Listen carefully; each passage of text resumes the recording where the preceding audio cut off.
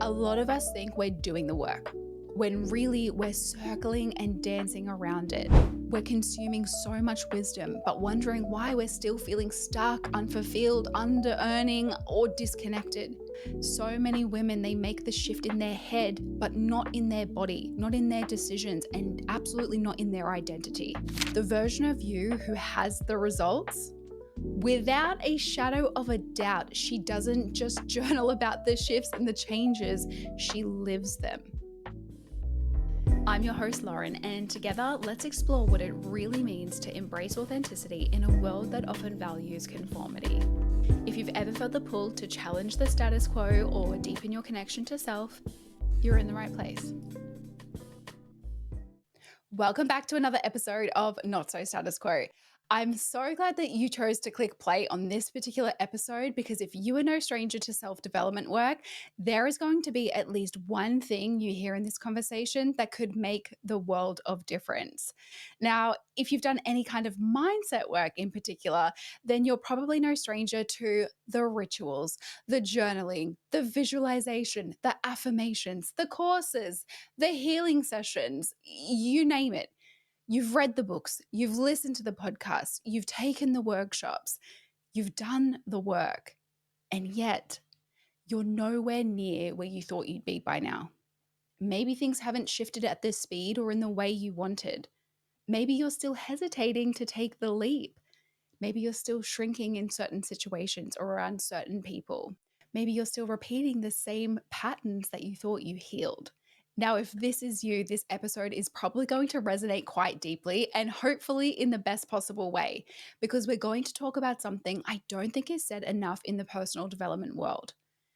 There is a massive difference between consuming mindset work and embodying it, between knowing the tools and becoming the person who uses them consistently and intuitively. The space between identifying your blocks, like your limiting beliefs, and actually moving beyond them is where a lot of us fall over. And frankly, this is the gap no one seems to warn us about, the embodiment gap. And it's the reason why, even after doing all the things, so many women still feel stuck, stagnant, frustrated, and full of self-doubt. For me, I became accustomed to feeling like I was constantly doing, constantly moving, but never fully making meaningful progress in a forwards direction. It's exhausting and it's super frustrating, especially when you know what you want. So, in today's episode, we're going to look at why your mindset might be ready and robust, but the results aren't matching it. What embodiment really means and what it doesn't. How to tell if you're living from your old identity without realizing it. And most importantly, how to bridge the gap between who you've been and who you're becoming.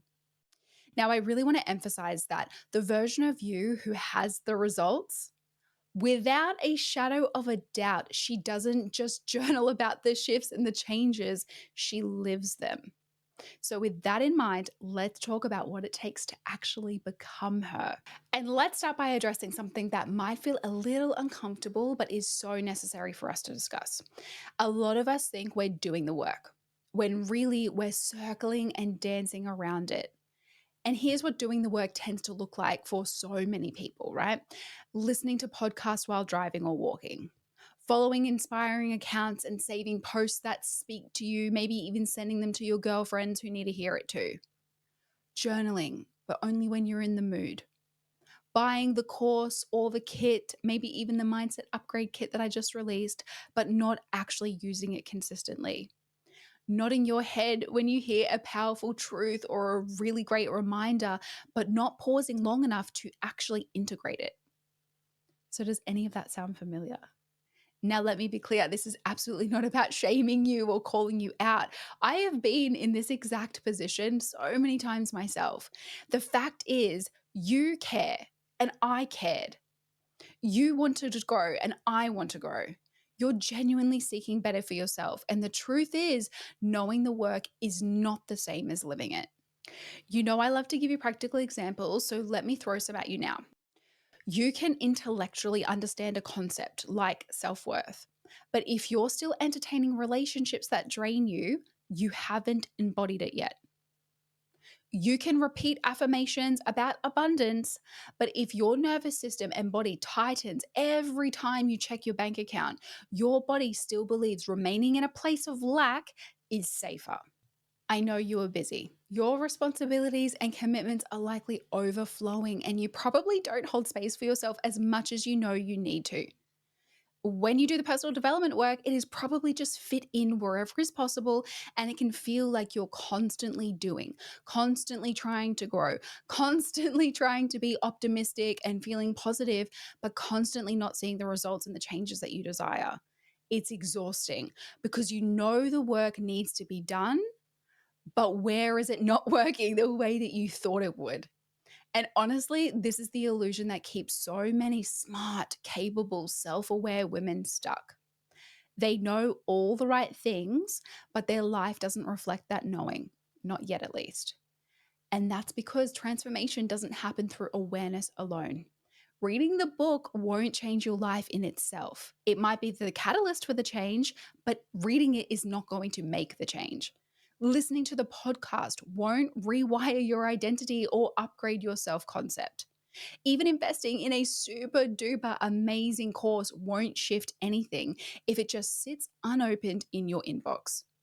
It's the application, not the access, that moves the needle.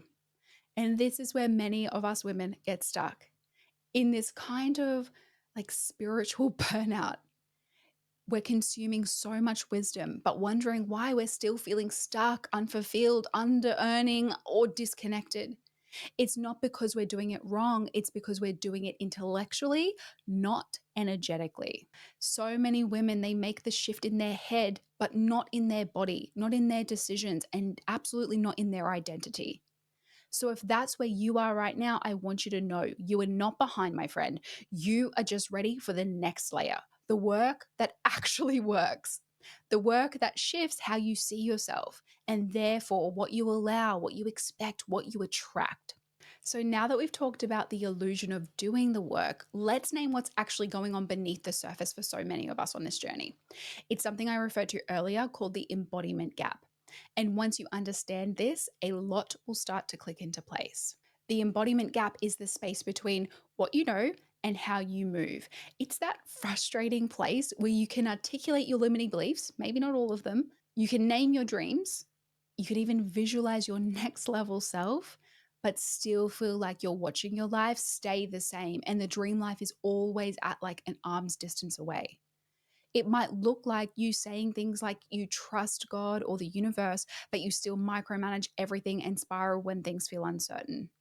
Perhaps you know your worth, but you keep undercharging or staying in relationships that drain you. Maybe you've done the inner work, but money still feels really hard or inconsistent or unsafe. Maybe you believe in ease and abundance, but your daily life feels like a constant push or hustle. I shared my story about this in my Money Block series. I constantly felt like it was just not for me. It wasn't meant to be easy for me, but it could be for others. Now, from my experience, it's not that you don't want change. It's that there's a disconnect between your conscious desires and your subconscious wiring, between the identity you're claiming and the one you're still operating from. This is the embodiment gap. And the reason so many people get stuck here is safety. So your nervous system isn't logical, it's protective. It wants to keep you safe and alive. And even if you consciously want that aligned, nourishing relationship, the next income level, the elevated reality, your body might still associate that with risk. This can show up in both loud and really subtle ways. So, for example, you might delay making decisions or convince yourself you're waiting for a sign. You shrink yourself in conversations, and maybe you downplay your needs. You commit to goals, then self sabotage the moment momentum builds. You say yes when you really want to say no. You second guess, procrastinate, stay busy, but avoid the stuff that will actually move the needle. It's like a constant push pull between what you want and what you're allowing yourself to receive. Now, this isn't laziness. It's not about a mindset issue. It's your system trying to keep you in the identity it knows, even if that identity isn't working out for you anymore. Because familiar feels safe, even if it's frustrating, even if it's misaligned. And this is where the I'm trying so hard, but nothing's changing frustration kicks in. I am no stranger to this feeling. You're doing something, but it's surface level. You're doing the thinking work, but not the actual being work. And the thing is, you can't out affirm, out journal, or out hustle an identity that your body hasn't caught up to yet. This is why I say the embodiment gap is a form of self sabotage. Because from the outside, it looks like you're doing all the work. You're buying the programs, reposting or sharing the quotes, setting the intentions, and you probably are making some changes. But if you're still outsourcing your worth, if your body still flinches at rest or when you're trying to engage in a pleasurable activity, if you're still energetically gripping instead of allowing, then deep down, your current identity is out of sync with what you're asking for. And that means your results will either feel inconsistent, short lived, or completely blocked. But, friends, the brilliant news is that once you see the embodiment gap in your life, you can start to bridge it. I always say we first need to shine a light on these things in order to change them.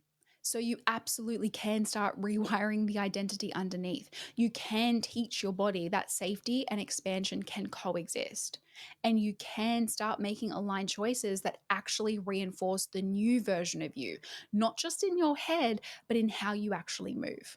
So at this stage, some of you might be thinking, yep, that is so me. While others of you might be thinking you are still trying to embody the shifts. So let's look at that.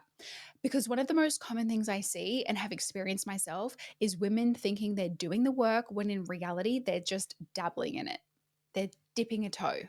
Like I said earlier, they've read the books, they've taken the courses, they know their human design, their sun, moon, rising signs, and every version of the future you journaling prompts.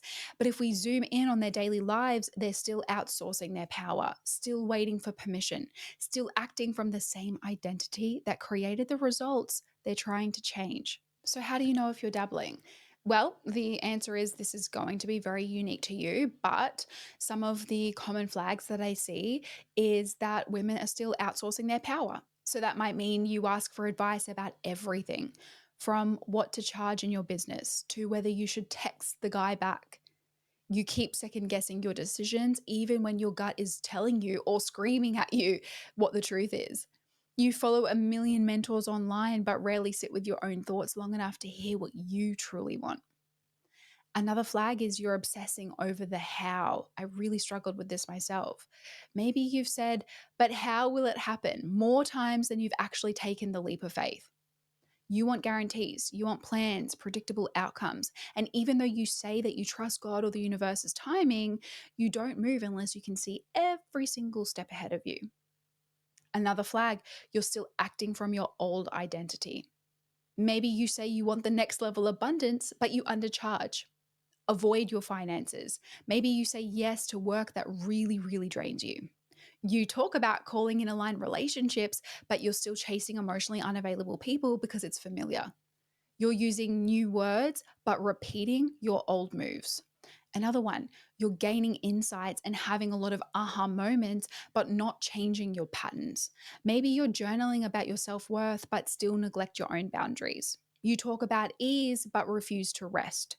You know the thing to do, but keep postponing it until when things slow down or after a Mercury retrograde. If you're nodding at any of that, I say this with so much love. That is dabbling, my friend. It's dipping your toe into transformation, but refusing to actually get wet. And it's okay.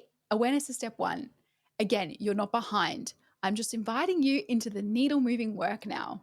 So, then what does embodiment look like? Well, you start making braver decisions, not reckless ones, not burn your life to the ground ones, but brave, clear, aligned decisions, the kind that feel like truth in your body. Even if it leaves your heart racing a little bit, you still know that it feels right for you. You say no to the misaligned client. You finally apply for the job. You open the savings account. You leave the room that makes you feel like you want to shrink. You regulate instead of react. Instead of spiraling into panic or people pleasing, you pause. You breathe. You sit with the discomfort instead of numbing it or avoiding it. You feel the fear and still choose alignment over autopilot. You use your tools, not just read about them or listen to them. You feel discomfort and act anyway. Like that's a huge one. Embodiment isn't about waiting to feel 100% ready. It's about building the self-trust muscle. You're no longer waiting to feel like the version of you who has the thing. You're being her on purpose before the evidence arrives. Another sign is your body starts believing the new story. This is where things really begin to shift. You feel safe receiving compliments instead of deflecting them. You feel calm checking your bank account. You ask for what you need without guilt. Your nervous system stops bracing and starts relaxing into your new reality. Not because it's perfect, but because it's finally in harmony with your truth. At the end of the day, you don't need to be perfect to be powerful. You don't need to have it all together to embody your next level. But you do need to start living in alignment with what you say you want, moment by moment, decision by decision, because embodiment isn't a switch that you just flip on. It's a standard that you rise to, and then it becomes your new normal. Okay, so let's talk about something most mindset work completely overlooks. You cannot embody a new identity if your nervous system still feels unsafe. And this is where a lot of us get stuck, trying to think our way into a new reality without involving our body that is actually living it. Your subconscious mind, it drives about 90 to 95% of your behavior. It isn't influenced by logic. It's influenced by repetition, emotion, and safety. If your nervous system doesn't feel safe with more visibility, more wealth, more love, more rest, then no matter how many times you say the affirmations or you visualize your dream life, you'll find a way to push it away. So let's walk through a few examples here. Money seems to be the flavor of the month. It's the topic that I'm talking a lot about lately. So let's start here. All right, you say you want financial overflow, but the second you make more than usual, you feel anxious. You spend impulsively, or you downplay your success so you don't outshine your partner or your friends. Maybe you always have just enough, but never ever much more. There are many reasons why this might be the case, but it could be because deep down you were conditioned to believe that more money equals more pressure, more judgment, or more responsibility. And therefore, your nervous system still links overflow, like financial abundance, with threat, not with safety. PS on this, I recently released an absolutely kick ass money and abundance training alongside the Mindset Upgrade Kit. Now, if money is something that feels really elusive to you, definitely consider this resource as it combines all of this work, including this nervous system regulation. Okay, let's talk about love. Perhaps you crave a deep, secure relationship that is uplifting and deeply nourishing, but you keep going after emotionally unavailable people. This could also be applicable to friendships. Maybe you pull away when someone gets too close. You might even tell yourself they're too nice when really your body just doesn't know how to relax into that feeling, into that love. Because growing up, love may have felt chaotic, conditional, or you had to earn it. So even though your mind wants connection, your nervous system thinks it's dangerous. All right, a business and career example. Maybe you dream of launching the thing, applying for the job, raising your prices, speaking your truth. But when the opportunity arises, you absolutely freeze. You procrastinate, you shrink. Perhaps deep down, your self concept still sees you as the behind the scenes girl, not the woman who is leading the charge, leading the room. And stepping into that next level threatens the identity you've lived from for years, the one you've adopted for yourself, even if it's outdated. Okay, so I am going to audibly highlight and ferociously underline what I'm about to say. Your self concept and nervous system regulation must evolve together. Remember, self concept being who you believe you are and what you believe you're worthy and capable of. I have an episode dedicated to this. Because you can't become the woman who holds more if your body is still bracing for less. Look, I'm going to talk about it again because this is exactly why I created the Mindset Upgrade Kit and exactly why I do solo episodes and not just inspiring or motivating guest episodes. I don't want to just give you more information and leave you in that place. I want to help you integrate it, to walk you through the process of rewiring what you believe, how you feel, and how you move from the inside out.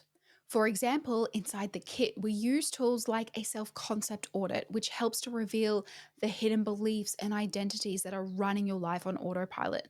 We go over regulation practices to help your body feel safe with more so you stop sabotaging your desires. I also recorded a future you visualization to help you reprogram your subconscious with new embodied truths. These aren't just nice to have tools, they're the foundation for long term change. Because once your nervous system and self concept begin working with your desires, not against them, your life has no choice but to shift. Let me say that again. When your beliefs, body, and behavior are aligned, you become magnetic. You stop chasing and you start receiving. Not because you're forcing or performing or faking it, but because the version of you who already has the thing is the one calling the shots now. This is the deep work that actually creates the expansion that you want. And whether you access these tools through me or through another reputable coach or mentor that you trust knows what they're talking about, this is all available to you right now. And to help you manage your expectations around this and feeling like this isn't just yet another thing to add to your very long list, you don't become a new version of yourself by waiting for a breakthrough moment. You become her by showing up in the small, unglamorous moments that no one sees, highlighting the word small. It's really easy to feel like you're doing the work when you're consuming content or having big mindset realizations. But now we know that inspiration without integration keeps you stuck. If your life looks the same month after month after month, it's time to ask yourself, am I embodying or am I just observing? Now, let's talk about what it looks like to actually close that gap once and for all, for real. Okay, the first thing that you can do is to make identity based micro shifts daily. Micro, okay? Massive results don't necessarily come from huge quantum leaps. They come from micro decisions that signal a new identity. So that might look like saying no to the catch up that drains you, even if you feel guilty about that. Sending the invoice instead of delaying it out of fear or being too much. Speaking up in the meeting where you'd normally shrink back. Putting your phone down at 9 p.m. and going to bed early because the future you would prioritize rest. Buying yourself the flowers on a random Tuesday because you're becoming the woman who doesn't wait for permission to enjoy all the beauty that's around her. These are just ordinary decisions, but when they're made from a new identity, they create really, really exciting change. Okay, the second thing you can do is create rituals that really ground and anchor your self concept. Now, integration doesn't happen by accident, so use your environment and your daily routine to make the new identity inescapable. Some ideas might be to stick a post it note on your mirror with an affirmation like, I'm someone who follows through, and just say it every time you see it. Maybe your focus is on money. So you could potentially put your banking app on the main screen of your phone and open it daily with the goal to get to a place where you're not flinching or your chest isn't tightening. So figure out where that feeling is in your body, pause, breathe through it, and remind yourself that you're safe. This will help teach your nervous system that money is safe to look at. You could also choose one habit that you're already doing daily, so brushing your teeth, for example, and attach a mindset check into it. Maybe you could ask yourself, what would the version of me who already has what I want do today? This is what we call habit stacking. You've probably heard of it before. It's about pairing a new behavior with an existing one so it becomes automatic. Now, the third thing you can do is focus on regulating, not reacting. When your nervous system is dysregulated, you'll default to old patterns, even if you know better. I'm sure that you can agree. So when a trigger hits you, like maybe it's a text message, a bill, some form of rejection, I want you to really catch yourself in this moment.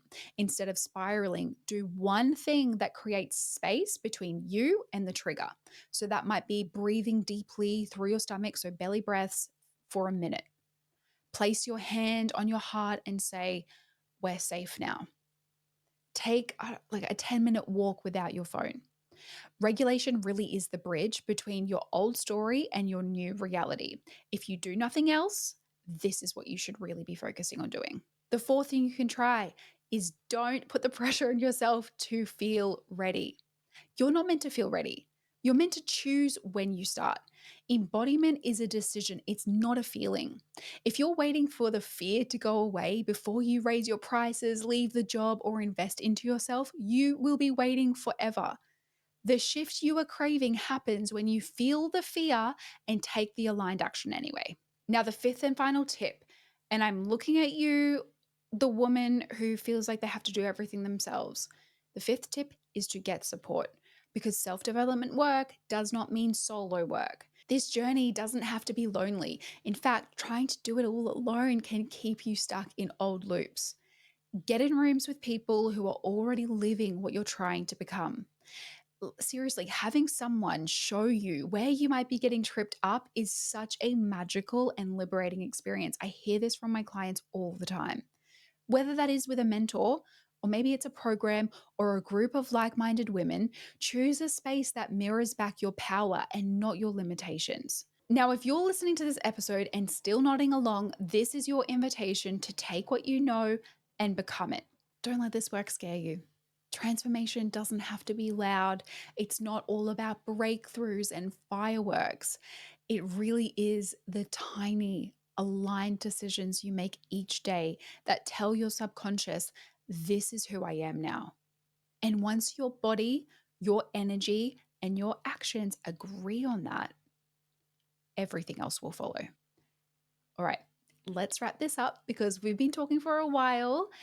So, in a nutshell, if you've been wondering why the inner work hasn't clicked yet, why your vision of your dream life is clear, but your reality still feels the same as it has for the last year, 2 years, 3 years, why you know better, but somehow keep repeating old loops, let this episode be your permission slip to stop searching for more information. Because it's very likely not more content you need, it's embodiment. The version of you who has the love, the money, the clarity, the purpose. She's not hustling harder. She's not doubting her every move. She simply lives what she knows. And the beautiful thing is, she's already within you. Your job now is to build the nervous system safety and the identity scaffolding to let her take the lead, to stop trying and start becoming. And if you're ready to go deeper with this work, you already know because I've harped on about it multiple times, the Mindset Upgrade Kit is waiting for you. You'll find the link in the show notes if it's time for you to take this next step. I stand behind it. I love it. It is game changing. And listen, you're not stuck, okay? You're not behind. You're just in the gap between knowing the things and becoming. And you have everything you need to close that gap right here, right now. If you've made it this far, thank you so much for being here. I trust you received exactly what you needed to hear out of this episode. But before you go, it would make a massive difference to the show if you could share this with someone who you think will also enjoy it. If you can rate it as well, that would be amazing. All right, my friends, I look forward to you joining me in the next episode of Not So Status Quo.